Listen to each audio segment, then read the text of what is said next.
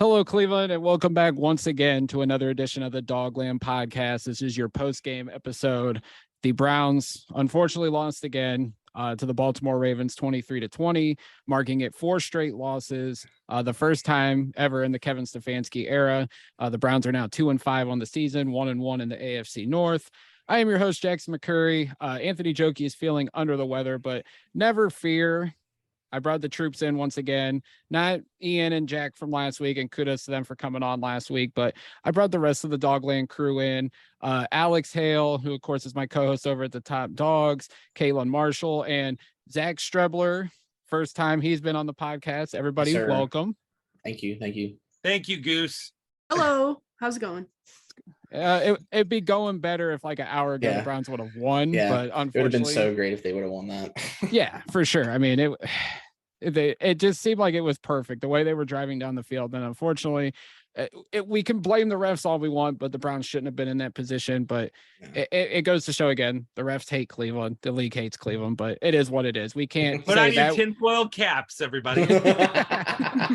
Going Alex Jones on this. Yes. Oh, gee. But yeah, I mean, it sucks. Four game losing streak now. It just seems like the wheels are coming off, especially after what happened in the locker room after the game, which we'll get to later. But guys, starting with the game, we've hampered on the defense so much this season. They were the second worst in terms of points allowed, but the defense played really well today. They put us in a position to win. But I feel like at the end of the day, and looking at the stats, I didn't realize Baltimore ran 44 times. Yeah. It just seemed like that defense was probably worn out more than anything. But I thought they played really well. We'll go around the horn, starting with Alex. Like, what did you guys think? Because I thought the defense played well enough to get us in a position to win. But unfortunately, they just got gashed by the run. Yeah, again, it goes back to you do not have a guy in that middle that takes up 2 linemen. Taven Bryan and Jordan Elliott are small, quick, pass rushing defensive tackles. I've been saying it since the beginning of the year. You need a big, fat dude in the middle. It can be Danny Shelton. It can be Ndamukong Suh. It can be any of these guys. You need someone who's going to take up the middle of the O-line to open it up for Myles Garrett to stop the run, for Jadeveon Clowney. Alex Wright had some flashes again this week, which was a great sign. I mean, we didn't see a ton of Deion Jones. I kept wondering where the heck he was because I really wanted to see a lot more of him. JOK looked pretty good, especially at the end there, forcing the fumble on Justice Hill. The safeties are just, you have a bunch of box safeties and no coverage guys. That's the biggest problem with this team. And the box guys don't know what they're doing. And that's why you're getting gashed with the run. They can stop the pass. They can generate pressure when they want. The problem right now is that anyone can run the ball on these guys. Hell, Carolina ran all over Tampa Bay today. And you want to know what? I think if we rematched against Carolina, they'd whip us because we have nobody that can stop the run in the middle. And that's the most important thing. Yeah, Zach, I mean, we were talking during the game and you had mentioned that, Joe Woods got more creative. He was blitzing. He was dialing up more pressure on Lamar Jackson. And the defensive tackles were showing moments in there. Taven Bryan got a sack. They were getting involved in it as well. But Alex mentioned when it comes to running, and I think the majority of the runs were right up the gut. Baltimore knew that our D tackles can't stop the run. They can't, plug up holes. Like Alex said, we need a big body in there. But I thought the defense played a lot better. Like I said, they created more pressure. JOK showed up and showed out 2 pass deflections, a forced fumble. Like he was part of that reason why the defense was playing so well and was able to limit Lamar Jackson as well as they did. Zach is, yeah. Oh yeah. The honestly, the biggest thing that I really want to see out of this team right now is Perion Winfrey take a step at some point. You really hope he does it the following season. He is only a rook, so you got to give him some slack. But he could potentially be that big guy in the middle that Alex is referring to. But I feel like you still have to add some sort of veteran presence there. They've had it the past few years, and they don't have it this year. And you wonder how long they can go before they have to at least pull the trigger, or if they just cash it all in, if it goes really down south. If you're, by that week, what is it, week 13 that Deshaun's back. And if you're completely out of the race, you just almost wonder if they just pack it in and just try to salvage whatever they have and try to do something for next season. But this is a very rough stretch, especially defensively. And again, they did get creative. Like, don't get me wrong, they did do a lot better today. I wasn't as mad at Joe Woods. I don't think Joe Woods was the reason we lost today. I think it's a little bit of an effort thing. You saw John Johnson there on that first touchdown. It seemed like he completely gave up on that play. And then you have did it up at following. These guys are taking bad pursuit angles. They just don't look sound. And that's a concern for me. And that it's a concern, I think, for more so the coaching than anything else. And that's why I've driven home so much that I don't want Woods on this team anymore. You just wonder when that's going to happen. I don't know when it could happen. Hopefully by a week, but something needs to happen overall. I do want to jump in when you say pursuit. The linebackers and safeties terrible. I have no idea their angles in terms of how to tackle a guy.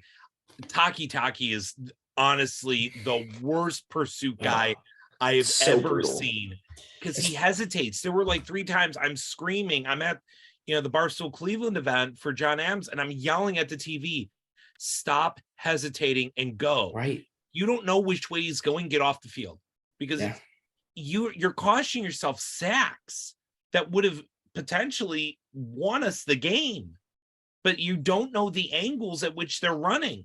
So if you don't even know that, who's coaching you? This is stuff you're coached in a freaking high school.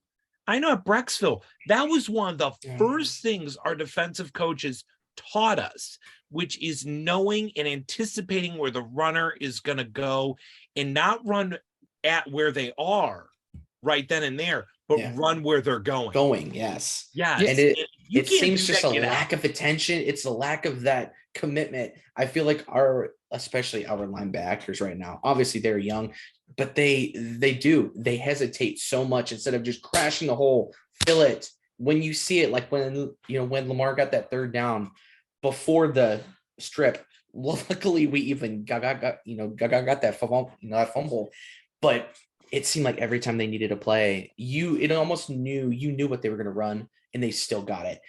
That is a thing that I don't know what this defense can't figure out, but if you know what's coming, play for it. And it doesn't seem like they do it. I don't know if it's a lack of awareness or not, but it's so frustrating. It is very frustrating because like the linebacker play hasn't been bad the first 2 years, and it might just be that attention to detail, like you guys are saying. Jacob Phillips seems so lost, and unfortunately he goes out with a shoulder injury. Hate to see anybody get hurt, but this could be the opportunity to where Deion Jones comes in. He played today, made 4 tackles, had a tackle for a loss. So, and he has the green dot on, which that was a big takeaway right away when I seen the green dot on the back of the helmet. Him and Phillips obviously were splitting the time. I feel like, maybe by next Monday, Deion Jones is more comfortable. He's out there, all the snaps, can be the leader of the defense, giving the signals and just having that consistent voice, because going back and forth between Phillips and Walker until Walker got hurt, I feel like that was a big point, because that's where the lack of communication comes in. First of all, I don't know why Phillips was getting the honor of wearing the green dot when he's been hurt the first 2 years. I understand as the Mike linebacker, you're in control of that entire defense, but Phillips hasn't earned that right. JOK, I think, has regressed today. He played well, but it just seems like every level of the defense has just been poor. That first touchdown to Gus Edwards, where, some people were blaming Jacob Phillips, but it looks like John Johnson was the one to blame. The constant miscommunication in this defense, regardless of how well they played today, even though, they do give up 23 points and lose, at some point, the change has to be made. And you've been calling for Joe Woods' head for the last year.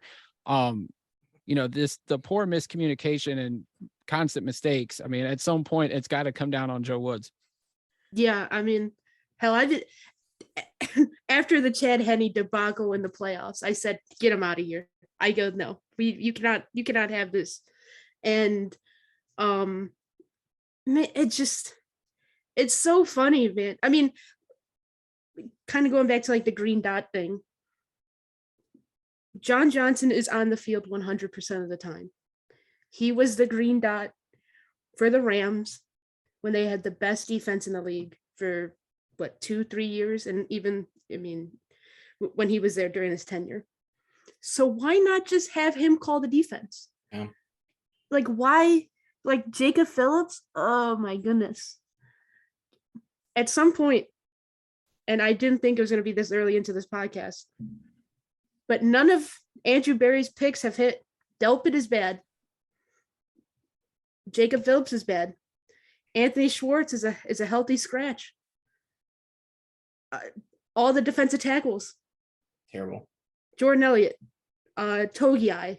Even though Togiai actually made a pretty good play today, like it was like I can't remember. It was after like a punt or something, first down, and boom, like he stopped it for no yards, and then like literally the next play they ran for like another 50 or 10 yards or whatever. But like Togiai, not good.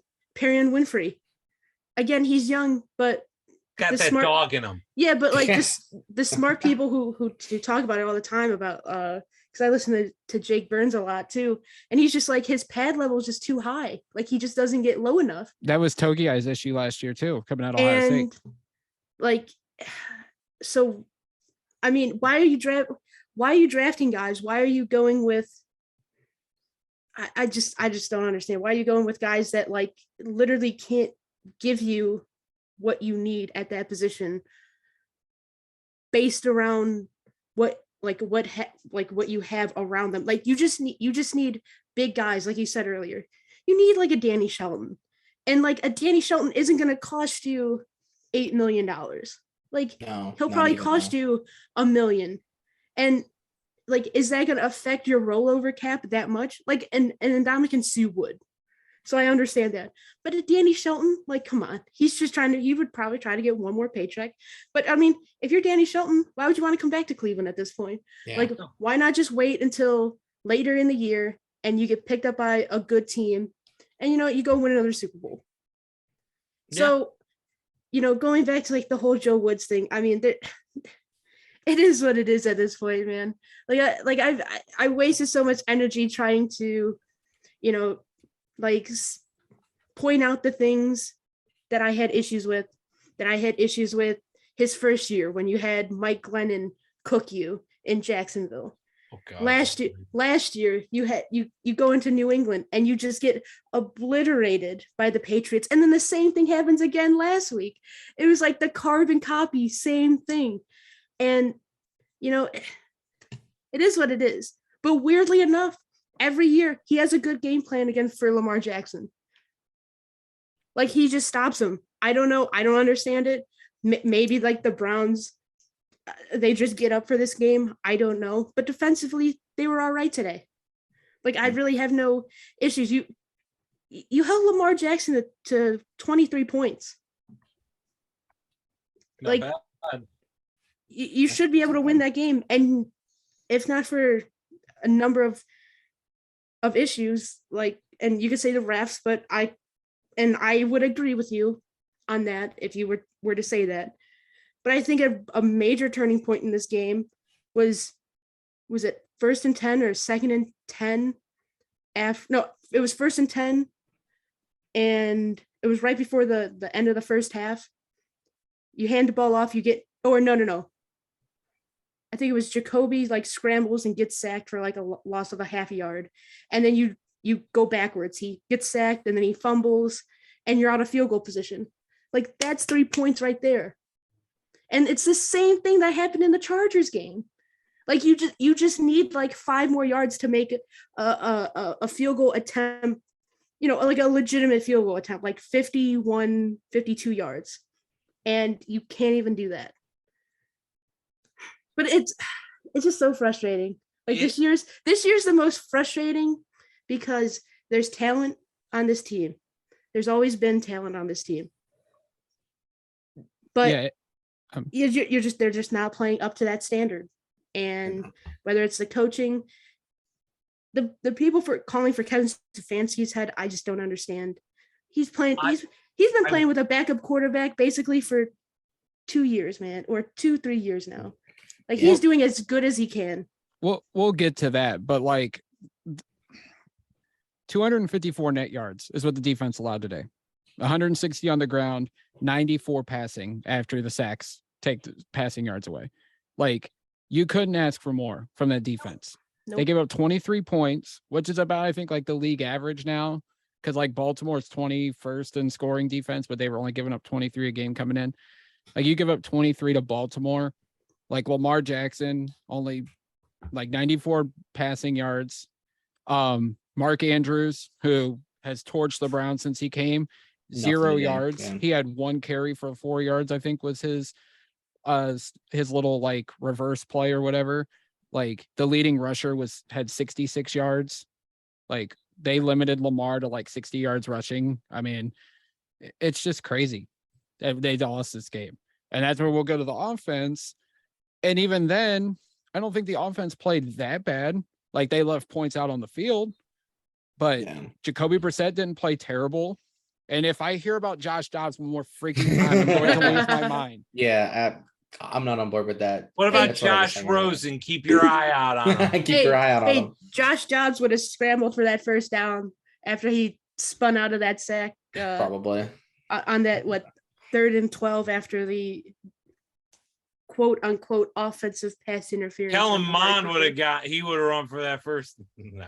I mean, like, could Josh Dobbs come in and give you a couple plays that could like spark the offense a little bit? Yeah. But like, there's a reason why he was a 5th round pick. There was a reason why he never saw the field in Pittsburgh except for gadget plays. Like, he is lit up the preseason. And I told my buddy this earlier, who texted me and said, why don't we just see Dobbs and see what he's got? I said, how many quarterbacks have the Browns had that lit up the preseason and then got thrown out there and didn't do jack squat? There's at least 10. I think most of them are coaches right now. Yeah, pretty much. Like we're just waiting. I mean, Dobbs is really smart. Like here's the thing with Jacoby Brissett, and I'll just go on this right now. He's a backup quarterback for a reason. Yep. He's not very good mobile wise, although he's made some incredible plays with his legs that, have left me jaw dropping sometimes. He doesn't have the greatest arm strength, although that pass to Cooper today was a beauty. Like, he's limited at what he can do. Stefanski's getting the most out of him.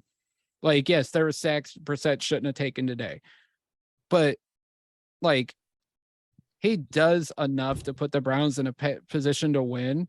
It's just sometimes the play calling can be awful, but like, this is a game the Browns could have won. Just things happened. But like, if I'm putting the loss on anything today, I'm putting the loss on the offense. As good as they did, they just didn't do enough, and they left points out on the field.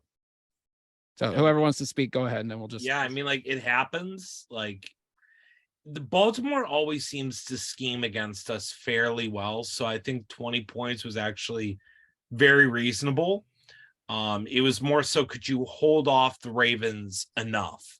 Yeah. Again, they had chances to win. They were in position to tie it. I mean, that's all I can literally ask of the offense. I mean, you could argue maybe they should have gotten that touchdown and won the game, but offensive pass interference, I guess. Who knows? Some people say it wasn't, some people say it is. But, it just is what it is with this team. Stefanski gets the most out of this offense, though. I know he doesn't run Chubb as much as he should, but the idea behind it is he's keeping him fresh for the fourth quarter when the defense is tired. So if you want to run him 40 times a game, go right ahead. He ain't going to last you another 2 years.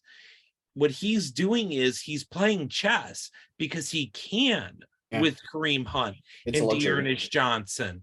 And people just don't understand the chess playing of this, of I'm keeping Nick Chubb fresh, because in that fourth quarter, they couldn't stop him because his legs were fresh. Their defense was burnt out. And now we're running down the field. You aren't going to stop him. Yeah. And I will say this, if they call that 4th and 6 encroachment, whatever you want to call offsides, they go for it. Yeah. Because it's 4th and 1. They get it. And I have all the belief in the world they would have just run right down the field. and Yeah. won the game. They Yeah. would just marched right down and won it. Oh yeah. Yeah. Like Yeah, you that's can momentum say, at that point too. yeah. So yes, momentum. is it the offense's fault? Yes, they didn't score enough points to win the game, and the Mhm. defense gave you a shot. Sure, we'll blame it. Am I really going to sit here and yell at Stefanski? No, not Mhm. really. And again, we'll get to the Stefanski stuff because Jack, you know as well as anyone with the pod, I am anti against this. And all I kept saying to the people at this event was, okay, answer me this one question. If Deshaun Watson is on that field, do you get one more touchdown in each game? Probably. Like How many of those literally games? about 95% of the time. Yeah. So how many of those games do you win? Probably almost all of them besides the Pats game. we win the Chargers game. Yeah. We win the Jets game. Jets game, Yeah, the Jets game was just a Falcons freak. game. The Jets game was a freak for thing, sure. but yeah, the Falcons. So Yeah. it's Yeah. three more wins. 2-3 wins. Again, Stefanski's done everything he can with a guy who's Yeah. a journeyman backup quarterback who's never played as well as he's played right now in his career. Right. And he That's- didn't play bad today, too. Like, he No, really didn't play this- a bad game. That's He a does. reflection on the coach and the scheme working. And if you want to rip it all away, go right ahead. Because at that point, you're just asking for what's coming afterwards. Yeah. You have something that does work, and you've got the quarterback coming. Matt Miller said it. The Browns are Deshaun Watson away from being a really scary offensive team and a playoff team. He is not wrong. As No, long as you don't fire Stefanski. Yeah. The offense didn't score enough points. It happens. That's my take on it. Yeah. I I mean, yeah, think some of the Oh, go some of the issues with Stefanski though, because he's not perfect at all. No but coach is perfect. just yeah, right. But I think some like the challenge that was It The changed the dumbest entire momentum of that that game, was- too. the dumbest challenge because it's already 4th and 10 at that Yeah. point.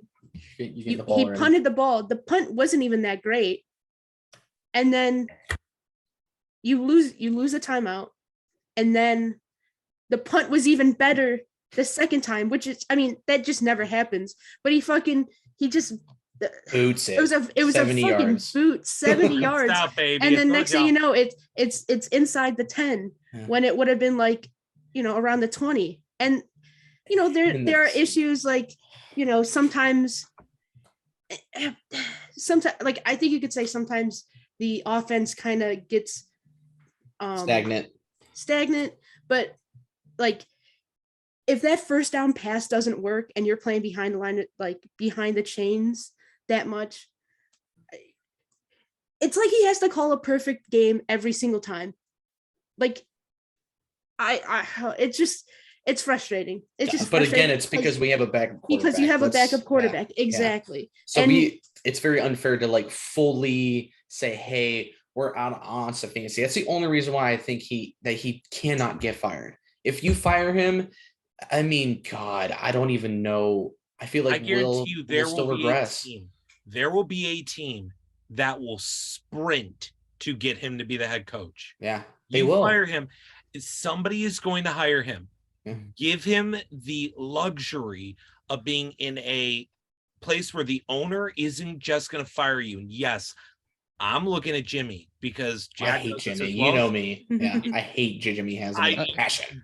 Jack Ugh. knows I'm full-blown conspiracy theorist on Yes. Jimmy, but Yes. you want to what? I feel like at this point I have reason to be. He's scorned me enough times that you want to what? The trust is burned. But somebody else is going to get Kevin Stefanski. I've been telling my buddy who's a Lions fan, I said, if you want to move on from Dan Campbell, go get Kevin Stefanski because he will transform your running game into the best running game in the NFL. You're going to get Bryce Young or one of these quarterbacks, and Amon-Ra St. Brown is going to be open literally every single play, and you're going to have the best offense in the league. Alex, It's not- Detroit won't hire Stefanski. Dorsey didn't want him here.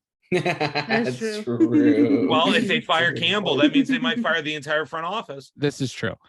I'm just That's saying. But that's what I was telling one of my friends. I'm like, you go hire him.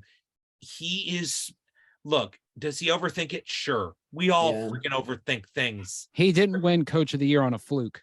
No, No, he didn't. Like he's a No. damn good play caller. Yes, his loyalty, I was just gonna say that. which I've compared it to Francona, because Alex, you know, Francona can be very loyal to some people for too long. Ty who Van was- Berkeley. Ty Van Berkeley, a perfect example. Like Yes. his loyalty could come into a question. The way he can, okay, I can say like when he runs the ball and when he passes the ball, that can be question marked as too. Yep. But I feel like Van Pelt does have a say in that because he is the offensive coordinator. He does help with the game planning and everything and the scripting. But Stefanski's a good coach. Now, like, is he a good leader? Yes, that can be questioned. We'll get to some of the stuff that happened post game, but like, he didn't win Coach of the Year on a fluke. He's a good coach, and if he did get fired, he would probably be the first coach since '99 to get a second chance elsewhere that's not on an interim basis. I know Shermer got another shot in New York, but that was just the Giants being the Giants. Yeah, teams would scramble for him for sure. Like Alex, I totally agree on that. If you let him go, he will be the first coach picked up besides Sean Payton or whoever the hell is on here. But the Sean Payton thing, you have to trade for him. Yeah, that's true. That's another part too. He's not, and nobody understands it. He's not picking up his family and moving to Cleveland, Ohio. No, hell no. He's waiting for the Cowboys job, or if another like marquee job comes calling and this opens up for him. Like, I just don't see it happening. But like getting back to the Brissett thing, we can blame him all he wants. Like he had a good game today. He turned the ball over once, but like the offensive line, they didn't have their best game today. Like Jedrick Wills did not have a good game. It was his first bad game in like a month. He has been playing well, despite what some people in the media and fans saying that he was a bust. Like he was at average offensive tackle, but he's not terrible at the same time. Like I think people expected him to be the next Joe Thomas. He's not Joe Thomas. It's hard to be a Hall of Famer. Yeah. Right. Like Joe Thomas is Joe Thomas for a reason. Right. He's one of one. Like Jed's been decent. He's had his ups, he's had his downs. Like he's going to be average. Are the Browns going to extend him? Probably not. But like Wyatt Teller was missed today. Like Froholt's been decent. Poachers didn't play well today either. Yeah, Postic had a bad game. Like the interior of the line got mauled by the Ravens defensive front. Like I'm not putting this all on Jacoby Brissett. I just like the offense, they left points on the board, but it was just things happen, like mistakes happen, like little tiny errors, and it just you can live with those. Yeah, you can live with those. Like, am I doom and gloom about the offense yet? Hell no. We had 3 receivers get at least 70 yards. Hopefully Njoku's ankle injury isn't bad, although he left on crutches in a walking boot, so he's probably out at least through next week. But Cooper, great game. Peoples-Jones, great game. Like, can't say too much more about the offense, except Kareem Hunt looks like he's lost a step. I don't know if he's checked out, but outside of the he's gotta be checked out. If there's a trade partner for him and we can get something decent for him, I would have no problem moving him before the deadline. Buffalo, second round pick. Let's do this. Dude, you know what? I'm all for adding some more picks because after the Watson trade, we definitely need something to try to either help trade up or whatever you want to do. From the right team, you can get a second round pick because they're going to bet it's going to be a late second. Yeah. And that's the way you justified saying, if someone signs him, we're getting a third. So you have to give us a 2. Yeah. And it may not even have to be this year. You can say, okay, next year. Aren't they getting their comp pick this year? For what's his face? Yeah, I think they get that as well. But it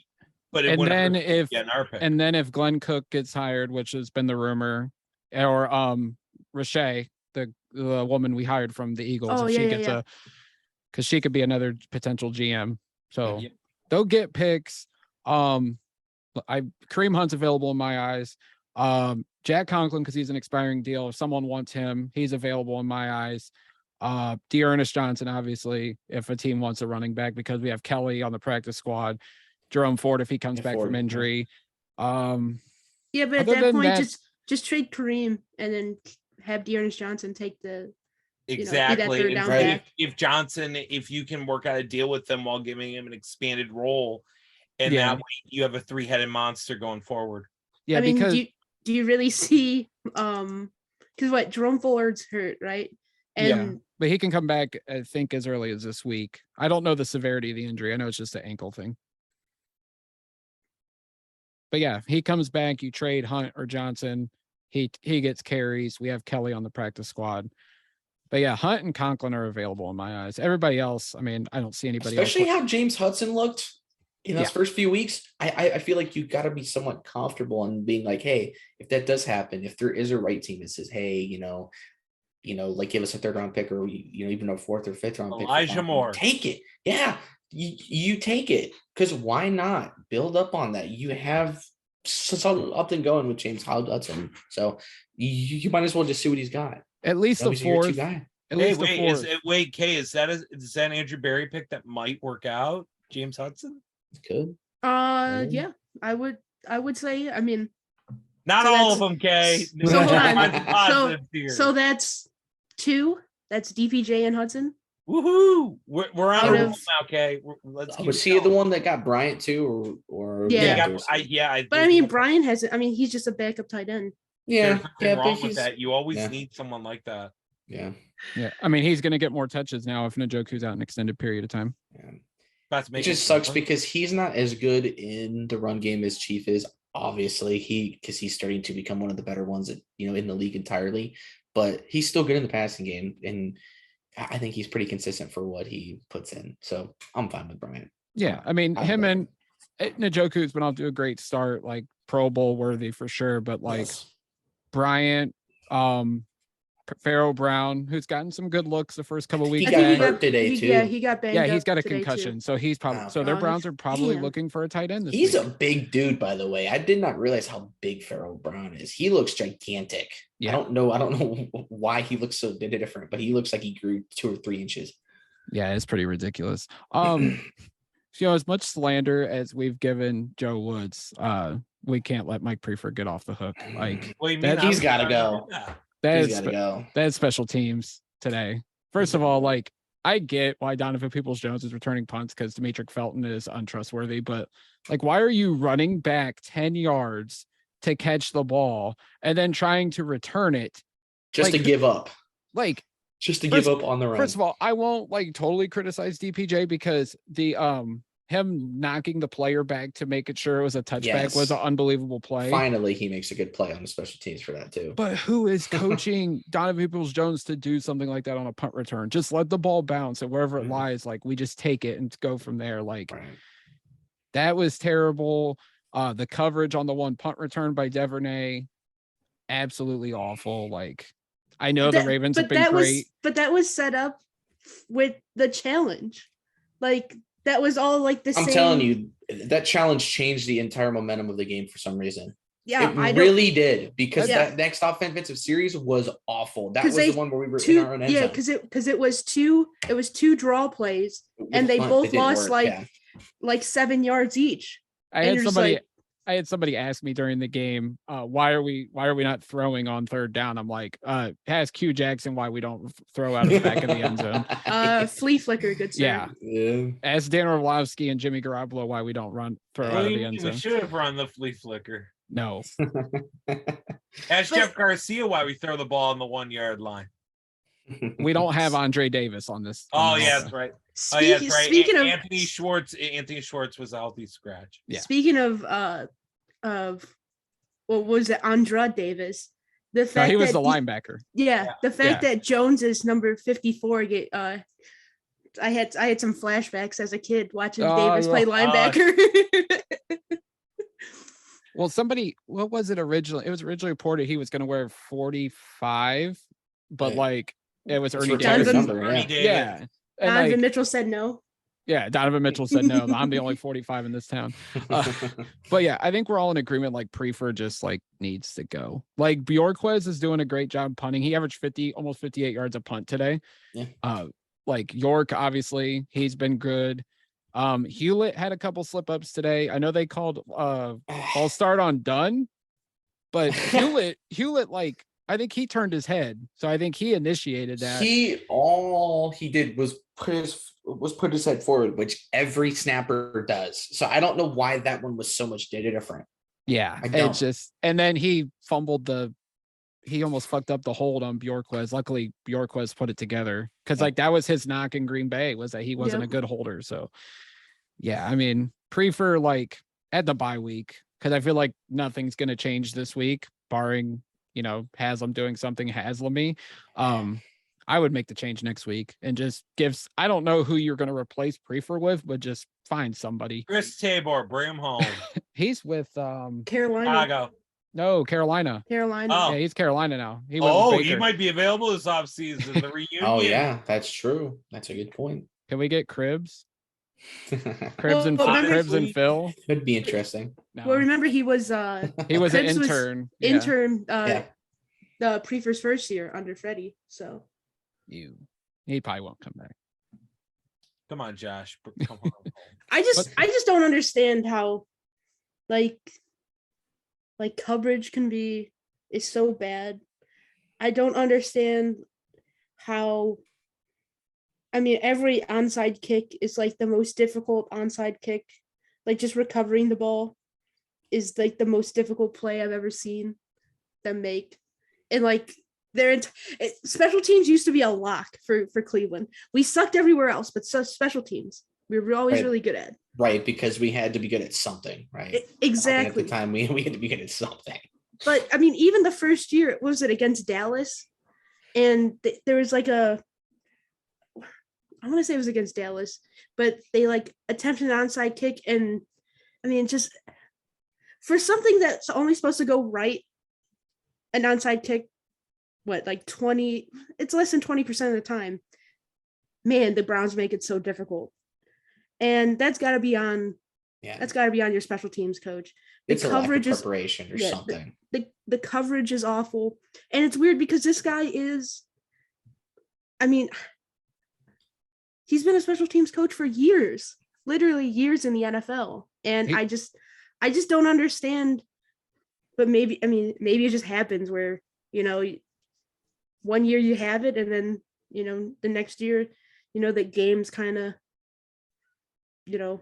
flew by you a little bit, I guess. But I just don't understand like what the issue is with special teams with them week in and week out, year in and year out. Is Barry partially to blame for that because of how he churns the bottom of the roster? Like, I feel like that happens across the league, but when you're bringing new guys in every week, potentially to like, and they have to play special teams, like. I think, yeah, that's probably the case where, you're top heavy in terms of your talent and the bottom half, you're kind of like grasping at straws.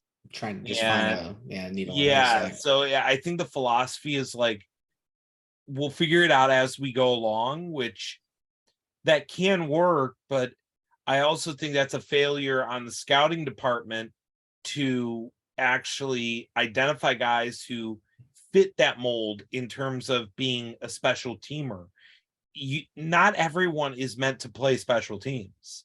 Not everyone can be a gunner. Not every guy can be a long snapper. Not every guy can do these things. Just because they have the physical capabilities to be a return man doesn't mean they're a return guy. Like Jabril Peppers on paper should have been one of the better returners in the league. He did in high school. He was good at Michigan up until senior year. Yeah. And he completely bombed in the NFL. He was terrible. So just because it works at certain levels, you got to be able to project. And I think that's where this analytics stuff sometimes loses, me a little bit. I think Andrew Berry does look at the tape, but I don't think he relies as heavily on the tape as he should. So that hurts the bottom half of your roster because it's kind of like in baseball. You can find out that a pitcher has a 3,000 RPM pitch, but what you're not going to be able to figure out is, can he locate it? Just because he's got that 3,000 RPMs doesn't mean the ball's going to go over the plate or his arm's not going to fall off because he's putting so much torque on it. Not to talk baseball, but I think we saw that with Logan Allen this year.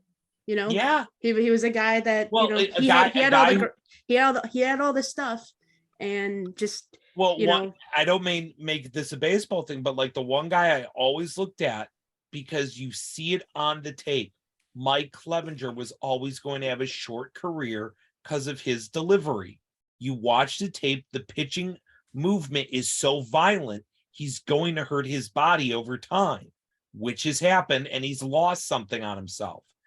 Just because he throws a 95-mile-per-hour fastball doesn't mean he's going to be able to do it for 10 years.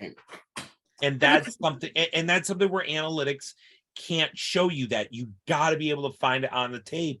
Like, again, Anthony Schwartz, he can run 100 miles an hour, but the tape shows you he knows how to do it in one direction, a straight line. And he doesn't have the speed to get open in the NFL. No, exactly. When you look at somebody like contact too. When you look at somebody like David Bell or Jarvis Landry, who are not fast players but are fast on the football field. Same thing with BBJ, too. And the question becomes, can Andrew Berry adapt? Yeah. Is he adapting? I think a little bit here and there. Are we there yet? No. But again, with the Andrew Berry, I know people are starting to say this, you can't just keep changing philosophies every 2 to 3 years, because your entire makeup of the roster will change, because the guy who comes in did not draft any of these guys. And with the Watson contract, you are married to Andrew Berry, for better or for worse.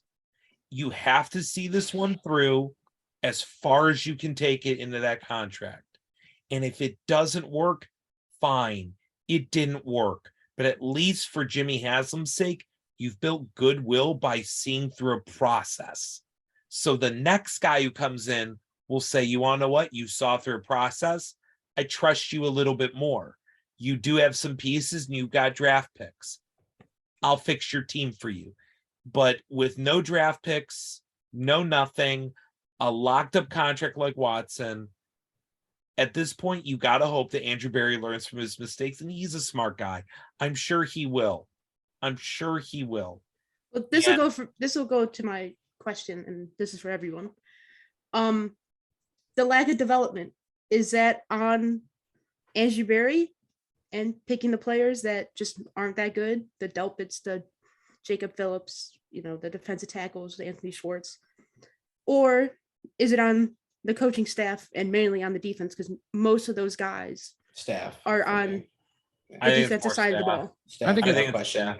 I'm actually going to say it's on both, and I wouldn't put it squarely on Berry too. I would put it on the personnel guys too, like the scouts and everybody, the guys that go out and do the work. Are we sure they're getting all the info they need on certain players? Grant Delpit, Perion Winfrey, like. We're hearing stuff like after the draft, we heard, well, Winfrey didn't interview well. So there's clearly got to be an attitude or character situation there. Like, are they doing the homework on these guys? We had this situation almost 10 years ago with the Justin Gilbert pick. Yep. Nobody went to his pro day. Nobody did the background work on him. Pettin just wanted a corner and said, go draft him. Like, I think the blame goes all around when it comes to player development. The front office for not doing all their work on these guys, and the coaching staff for not getting these guys ready. I think there's equal share to go around for everything on that situation. You're not wrong. Because you can look at the Delpits and the Jacob Phillips, who we thought were going to be solid players, just NFL starters. Real quick, that we thought were going to develop into, like I said, solid, good players. Go ahead. Sorry. They also came from a school, and I think Phillips was for sure involved in the scandal in LSU. So I think he was too. That tells you right there the front office isn't doing all their work, because they're, is everybody going to be a choir boy? No. But at the same time, do your background work on these guys before you make the draft selection. But go ahead, Kay. Finish. No, but then there's you have, John Johnson playing out of position for 2 years. Yeah. You're just not playing to his strength. And then, the stubbornness of Andrew Berry not getting rid of any of his draft picks. Richard LeCount was the first guy he cut from any draft class.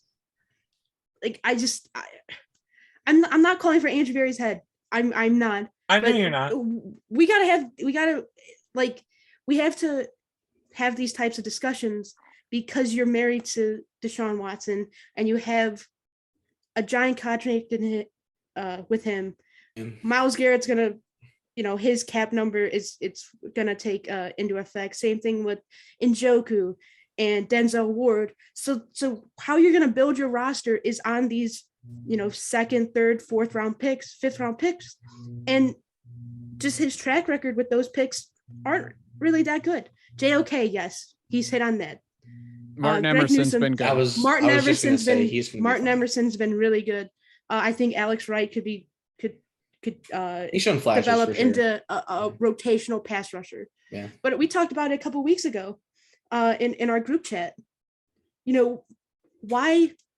Why just go after Jadeveon when you could have a pairing of two for the same price? Jack Duffin's been saying this for months. Yep.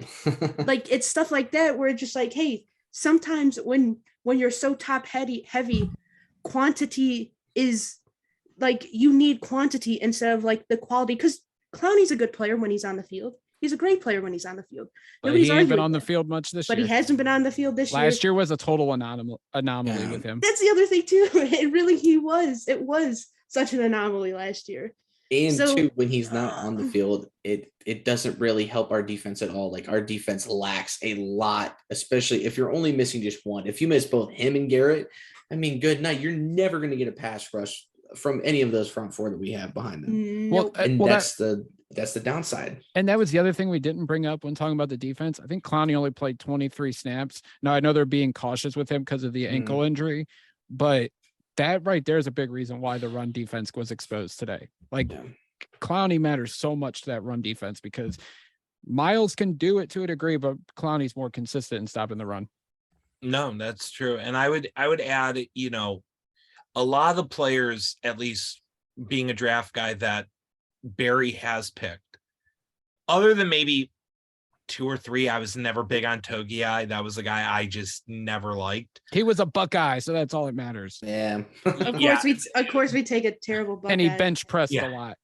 Yeah, I never really saw what they saw, but most of and even Phillips, because Phillips was one I really scratched my head on, but I was like, okay, an athletic linebacker, let's see what we can do.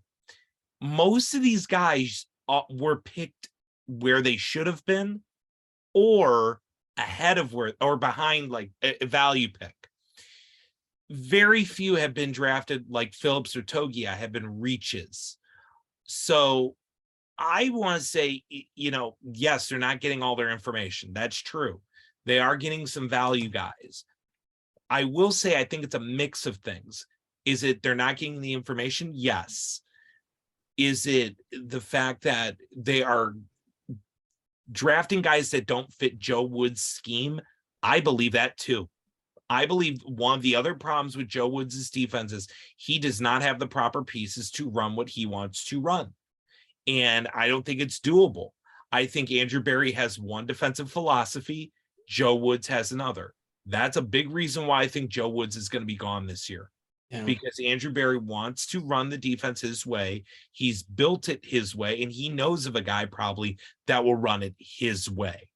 So it wouldn't shock me if he does it. I think he wants to run more of a Patriots system, which would mean Brian Flores, which I don't like that pairing because that would mean he'd gun for Stefanski's job, but he makes so much sense.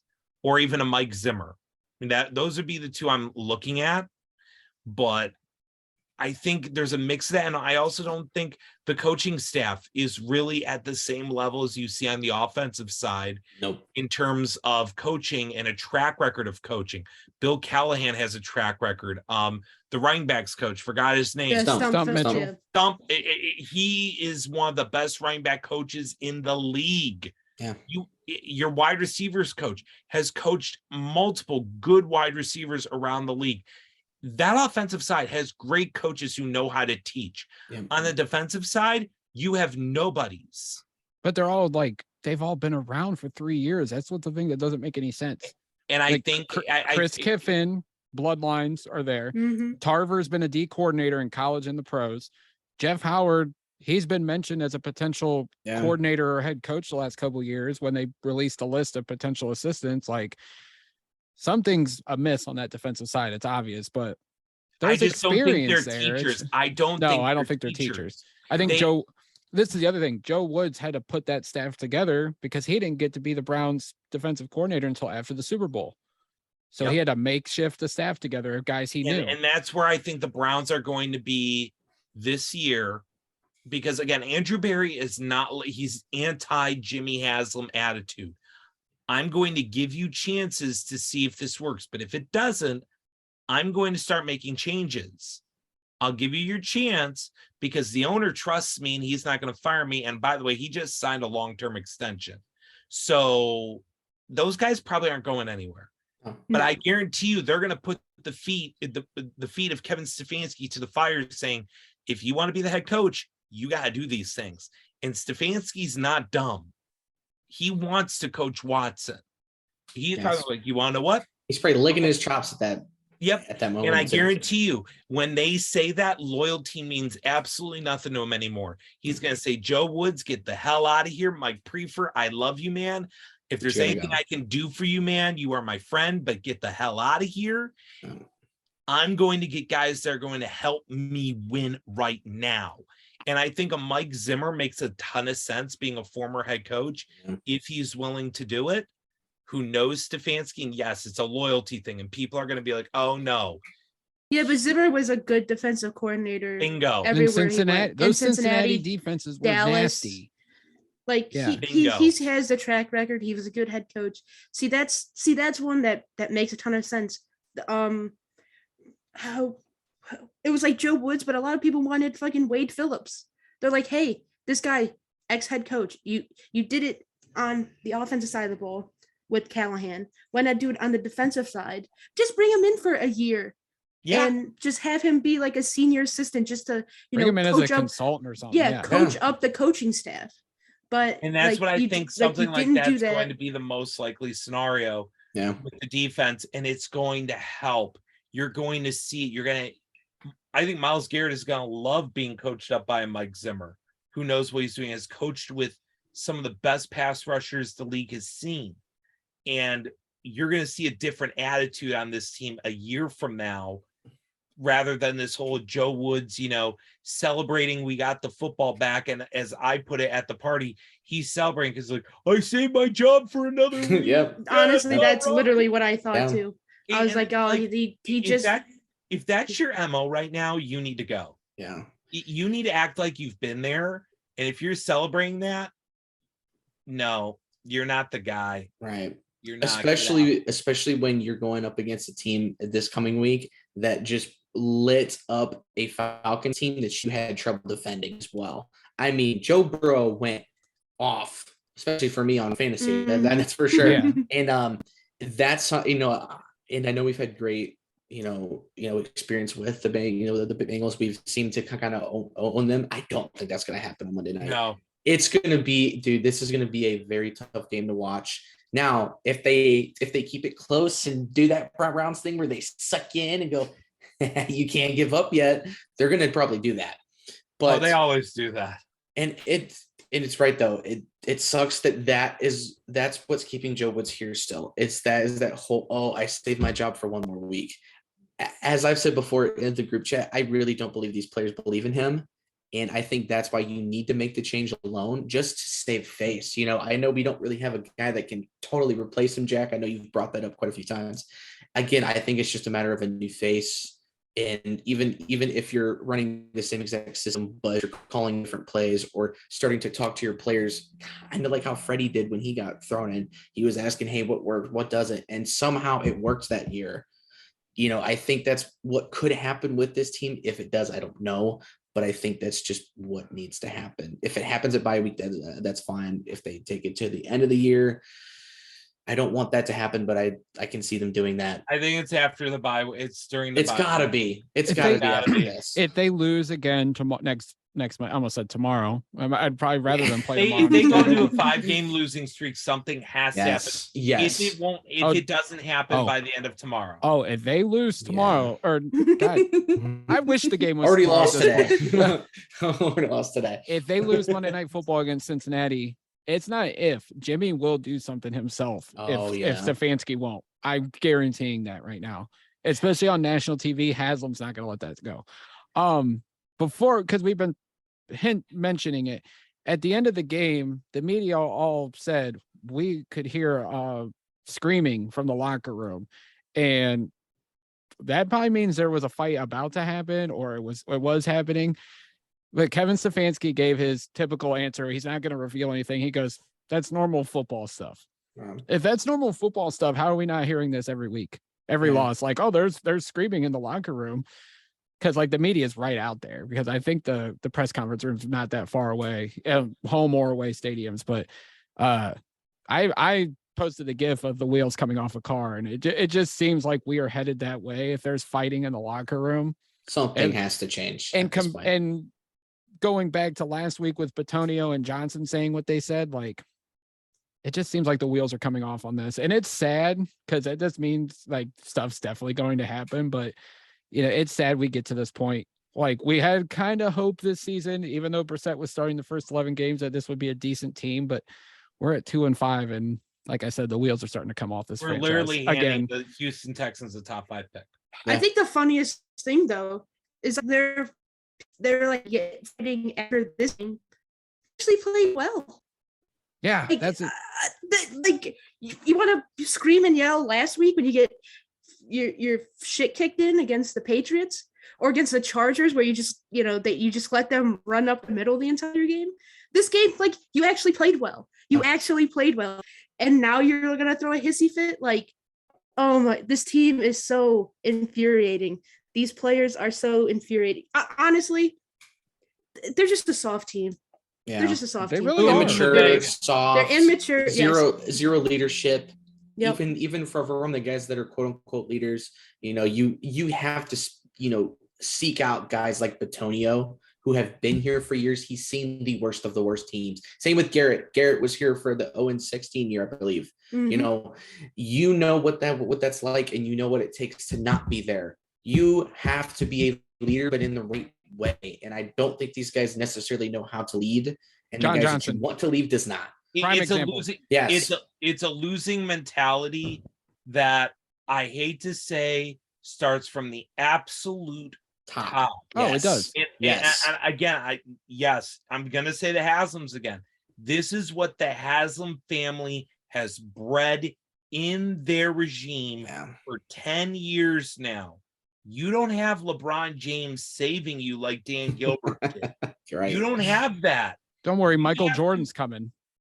Oh, cool. I take that personally. No, I don't. Anywho, the Haslam family has been just they've had this loser mentality this whole time where they don't give a darn what the fans think. Clearly, no. I mean, this is the same ownership that tried to alienate the alumni when they got here through Alex Shiner. Alex Shiner almost disbanded the entire Browns Alumni Association, infuriating Kevin Mack. And Kevin Mack, God love him, saved that and helped create the Ring of Honor, because the truth is they were so pissed at the Haslams threw him a bone. I mean, for lack of better terms, just for that. But the Haslams have been horrible owners. They have been complainers. They have done nothing for the fans. I mean, they did what? 1 year of Browns Fan Fest when they drafted Johnny, because they knew they'd get money from you for Johnny. This is why I'm not giving him a dime of my money. This is why I just watch the games for pure comedy's sake. And I don't trust the Haslams. I want them to sell because they are toxic. Not because I believe they're Steeler fans. It's not even that. It is because they do not care about the fans of Cleveland, and they do not represent us the way we should be treated. And in that sense, you are treating us like we're losers. And that mentality seeps from the top all the way down to the 53rd man on the roster. And I pray to God, Deshaun Watson, and this is my only saving grace of this whole thing. Deshaun Watson comes back. He finds his play again. And this dude plays with the, you don't want to root for me? Fine. I'll be the villain. I'm going to be Hollywood Hulk Hogan, but I'm going to win. Yeah. I'm going to win because I'm the best talent on the field. And I'm going to bring you guys up because you guys have never been as low as me. You thought losing was bad. My life was over. And I'm going to bring you up. I might be a scumbag, but you want to know what? I got a second chance at redemption. So I'm going to bring you up. That's my only hope left with this team. And I can't believe it's Deshaun Watson. Yeah. I can't believe it's this dude. He's the only one now that I think has the mentality to save us. And it's sickening to think about. But as a Browns fan who just wants this team to win, save us, Deshaun. Like, please be the Michael Jordan Dabo said you were. I mean, if you turn into that, we're going to forget about the Haslems. But if you are bad, I'm going to say this. I'm going to call it. In 5 years, when that lease comes up on the stadium, fans are going to walk the other way. Yeah. And it will not stun me in the slightest if Jimmy Haslam plays the old, well, I might move the team card if I don't get my stadium. Now, do I think someone will come in and save it? Yes. Especially now. I think the franchise is much better. I said on the pod, I think Colleague will save it at that point. Yeah. Worst comes to worst, the league will not allow that. But it wouldn't shock me if that's where this is heading. And yeah, go ahead. It's just the Haslems. They have a loser mindset because they've committed fraud and all this stuff, just sneaking around. And that's a loser mentality. You didn't earn for what you did. You cheated. Loser mentality from the top down. That's why sure.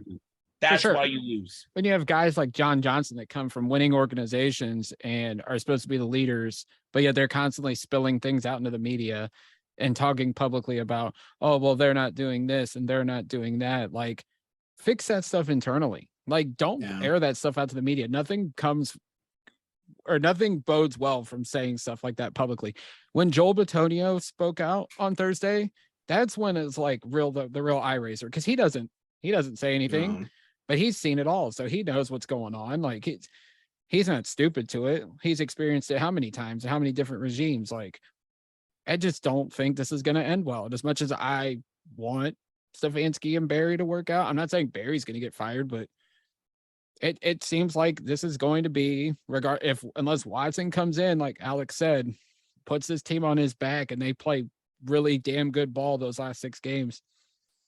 I hate to say it, the way it's going right now, I don't think Stefanski's back after this season. No, Jimmy's gonna hit the old fire everybody button. Yeah. I think Barry will be gone too, because at this point he'll put it on Barry too. Well, if that happens, D Podesta's out the door. Well, I'm gonna say this: if he fires Stefanski, Barry's gonna walk, because he's gonna tell him, I can't. You're gonna do the same old thing again. Mm-hmm. I'm not gonna ruin my career with this, and everybody knows you're a terrible owner. Well, if I walk away, my career is safe. D Podesta leaves too. Oh, yeah. And he's put up with it. I'm surprised he's made it 6 years with him. And you want to know who I think will end up being the football guy? Say it. Buddy Boy. So Dorsey comes back? Yes, because here we go. Well, here's why. D Podesta was with Dorsey, and Dorsey wanted full control, and D Podesta still had control. I think at that point, Jimmy will go back to Dorsey, because he had a good relationship with him, and say, look, I'm giving you full control. Do what you got to do. You have a quarterback. You have some pieces. Go to work. And I think it's the opposite. I think you could spin it to where, and I think Andrew Berry's a smart guy, where if Stefanski gets canned, he goes, well, I didn't pick him. I didn't pick Got a point. Stefanski. I didn't pick the defensive coordinator. I didn't pick the special teams coach. You could look, yeah, he was a great play caller and everything, but you could say he lost the locker room. You could say that his loyalty towards his buddies, Joe Woods and Mike Prefer, ended up, contributing to many losses throughout their tenure. And, I'm in control now. I get to pick my guy. Yeah. Which is why I don't think you Robert. I think he wanted Robert Saleh.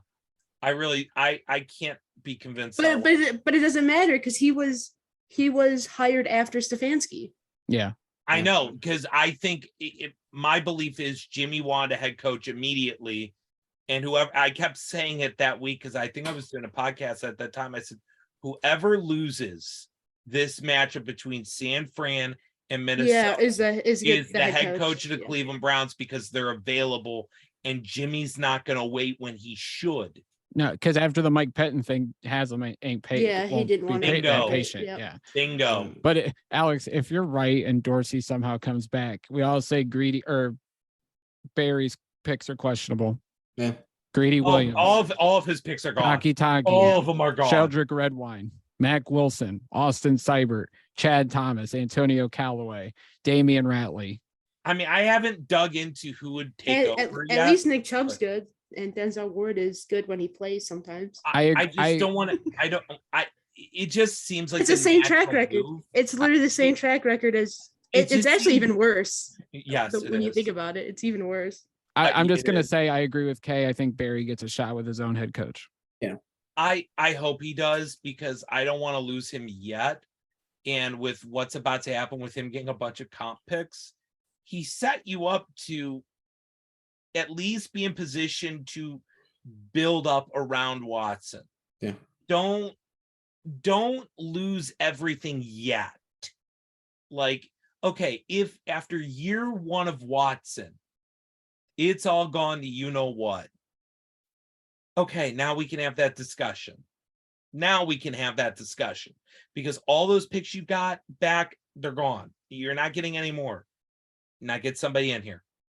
Like that, then we can have that discussion. But like, again, Jimmy Haslam has never really had a group go into a fifth year, let alone even a fourth. Well, nobody has. No one. Yeah. No regime. Romeo Cornell. Yep. I was Cornell just gonna the say. last one. Yeah. Yeah. Jimmy has to start building goodwill with the NFL. He has to, because as I keep asking, who is going to trust Jimmy that they are going to see their own process through? No, yeah, nobody. I mean, nobody. You're going to end up with in that Mike league Pettin after him. Mike Pettin. Yeah. With a sprinkling in of Freddie Kitchens every 5 years. Pat Shermer, or who was the guy that blew? Or he was on the team when we blew that big lead to the Pats and we lost on that. Jasinski? Yes. Yeah. No, we got screwed in that Pats game. We got screwed in that Pats game. That was a screw job. No, yeah.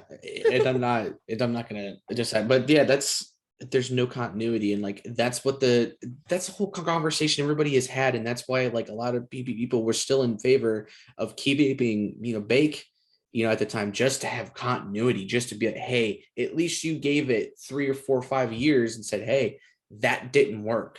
There's been none of that with this football team, and that's why I hate. I mean, you guys know I've said it a lot. I hate the Haslams. I hate it when they talk. I hate it when they do anything for this football team. I think they tried the Jerry Jones effect, and that's not what we need. We honestly need a smart owner that knows what he's doing and wants to do it. Jason Lloyd that has that passion to do it. Jason Lloyd brought up a great point last week when they were talking about Stefanski and Barry, and he said Haslam is comparable to Dan Gilbert before the stroke. And you look at them; they have been terrible. Dan Gilbert, God bless him. Hopefully, he's doing well.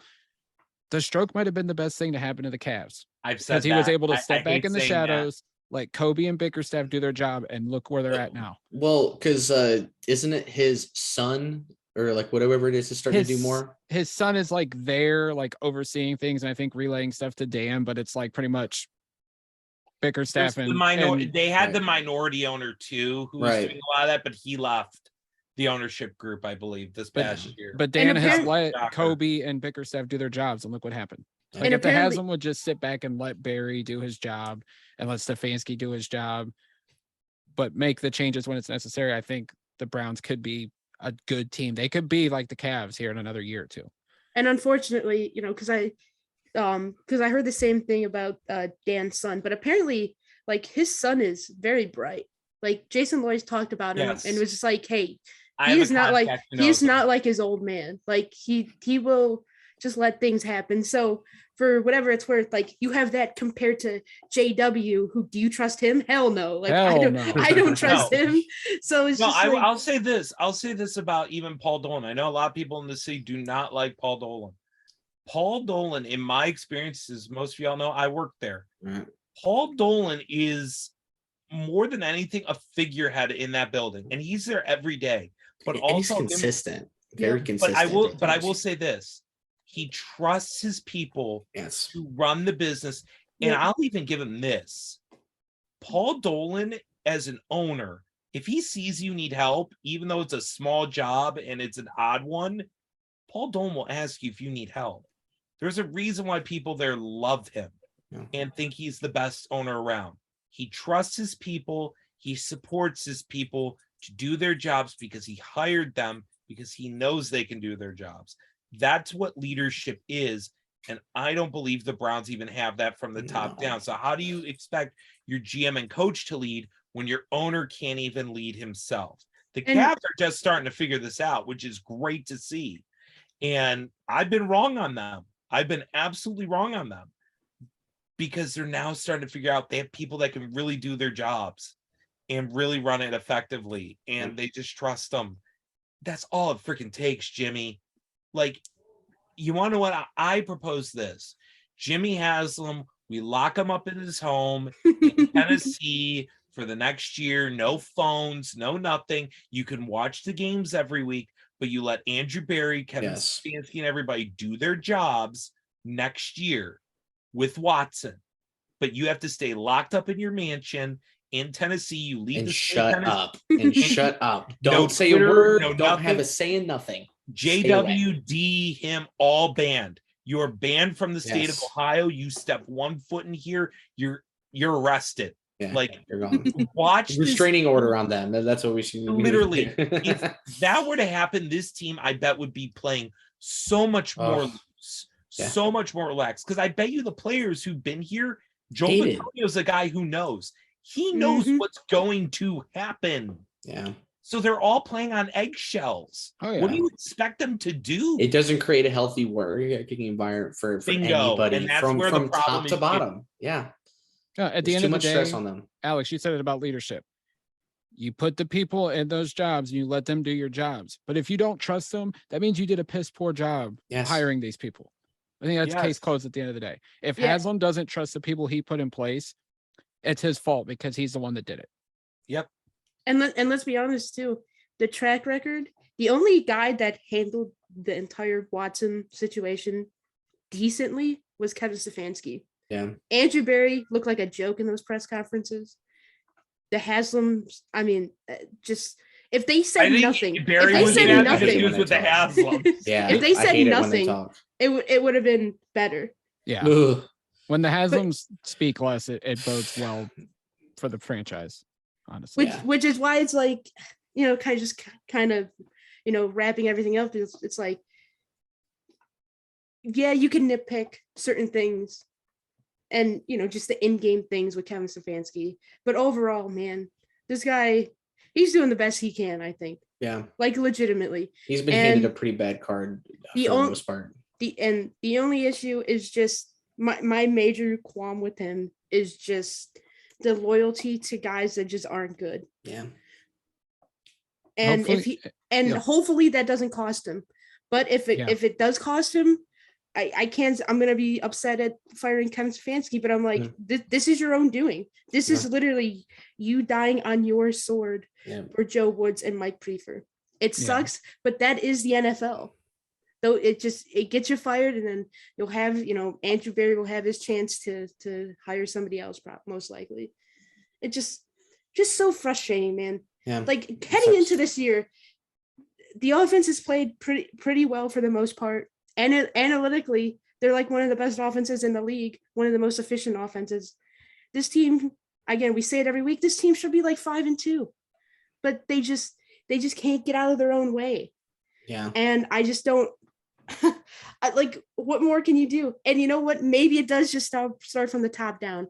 Haslam's just get out of our way. Just like your evil cloud hovering over Berea and the stadium. Everyone's I don't know. scared. I don't know anymore, man. I don't know. No, I think it literally is. Everyone's scared for their own jobs. Because they Joel know how Bitonio saying that stuff. Joel Bitonio saying that stuff. That's him trying to send a warning to Stefanski. That's him saying, I don't want you to get fired, but I know what's about to happen. I've been through this before. And you don't think he hasn't gone to coach and said, Coach, I love you, man. You've been good. But I know what's going to happen if things don't change. And Kevin probably goes like, yeah, I know too. I know what I signed up for. And it's just. But does Kevin know? Because really, he was with the same organization for 15 years.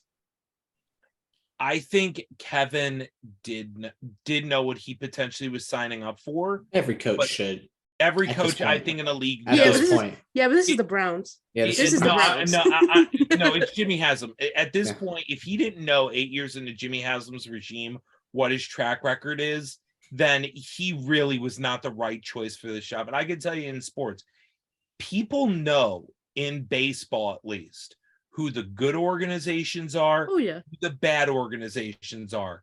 And in Cleveland, I can tell you, people in Cleveland know who the good organizations are and the bad organizations are. And word travels fast.